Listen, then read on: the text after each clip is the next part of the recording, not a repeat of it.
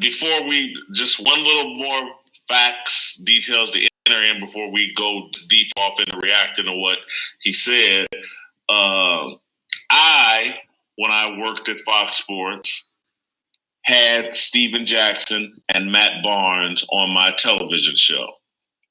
And I had what I would consider a very good relationship with Steven Jackson and was somewhat invested in trying to help him out, trying to guide, mentor, advise him on how to become a broadcaster and have a second career where he could make some money or whatever. Because a lot of these former athletes, they make a lot of money, but they also spend a lot of money, and they need a second career.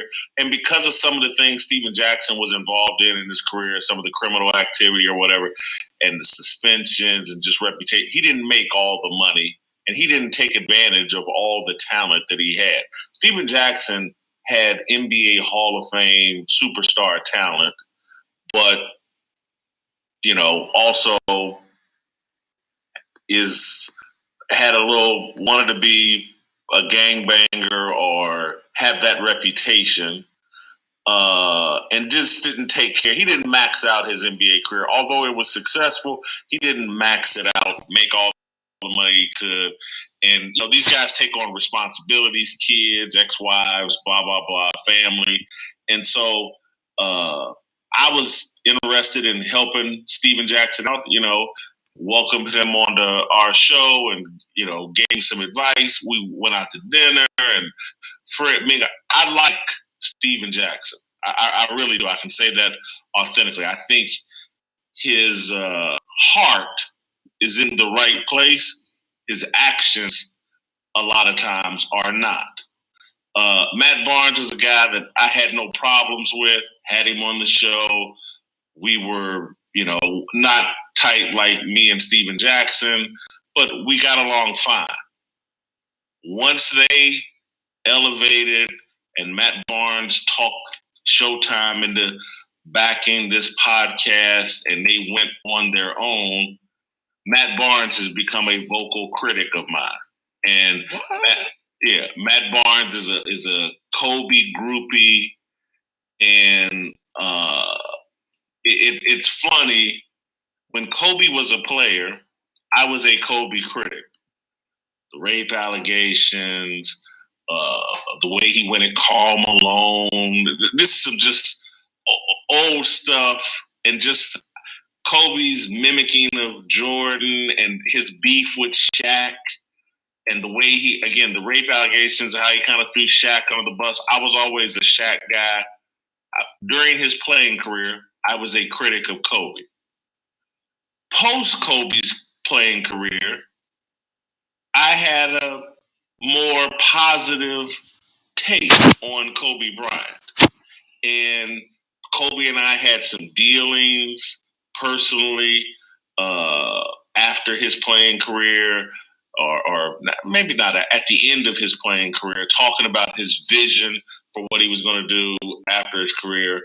And so literally, Curtis, again, because I was known as a Kobe critic. I criticized Kobe on his last game when he scored 60 points, and I went on a infamous rant. I didn't like that he shot the ball, was gunning, blah, blah, blah. But literally 3 or 4 days before Kobe died in that helicopter, I went on TV and for 2 successive shows talked about how much I respected Kobe post his playing career and felt like he was going to be an important figure post his playing career, and that I felt like he's handled his retirement flawlessly and what he was planning to do for kids and his involvement with his daughters and women's basketball and all this stuff. And I don't know what compelled me to do this and to bring up these topics, but 2-3 days before he dies in that helicopter, I'm on TV singing Kobe's praises post his playing career. And so when Kobe died, I'm still hosting that TV show, and I was emotionally hurt by his death. And I talked about that on the TV show because I thought this guy, and I just said it the week before, this guy's got great promise to be very important. But people used that show, which was an excellent show and was a powerful show, the day Kobe died. Whitlock's a hypocrite. He always criticized Kobe, and now he's on TV acting like he cares about Kobe. Well, I'm just sorry. When a grown man who's young dies in a helicopter crash while taking his daughter to a basketball game, I don't care what I said about Kobe during his playing career. This was a tragic event. And this was a sad event. And I was emotional about it because, one, I thought what Kobe was going to represent. But anyway, Matt Barnes attacked me for showing empathy for Kobe's death. And it's the kind of ignorant, clout-chasing shit that's almost embarrassing that he did this. I pretty much ignored it because I see Matt Barnes as low on substance, and and I see him, and I'm going to get us all the way back to Kwame Brown, just to be honest. And so Kwame Brown's rant about Matt Barnes rings so true to me. And I don't say this, and I'm not cheerleading Kwame Brown because I have some major problem with Matt Barnes or Steven Jackson or any of this, because I just don't. These are young people, younger than me. How old are they? Aren't they in their 40s? Probably Matt Barnes, probably 40, 41. But to me, they're young, and they're just stupid. They say hi all the time.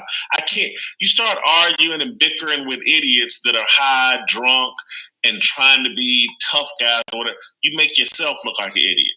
And so what I'll give Kwame Brown credit for everything, and I wish the guy didn't say the N-word as much as he did. That's my only critique of anything said.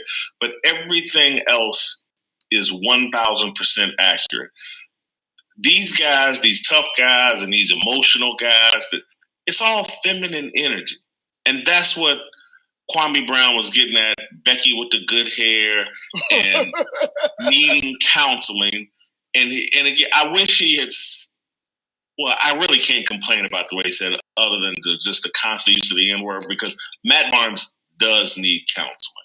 And I say that in all seriousness. He's got anger issues. He's got identity issues. And Kwame Brown calling that out, I thought was terrific. And I think that, again,